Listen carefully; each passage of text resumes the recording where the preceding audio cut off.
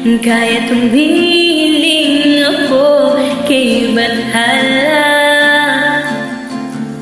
na sana ay hindi siya mag-isa, na sana ay hindi siya luluha pa, na sana lang ingatan mo siya. Pinaliwalan niya ako dahil sa'yo, nawala na ng saysayang pagmamahal,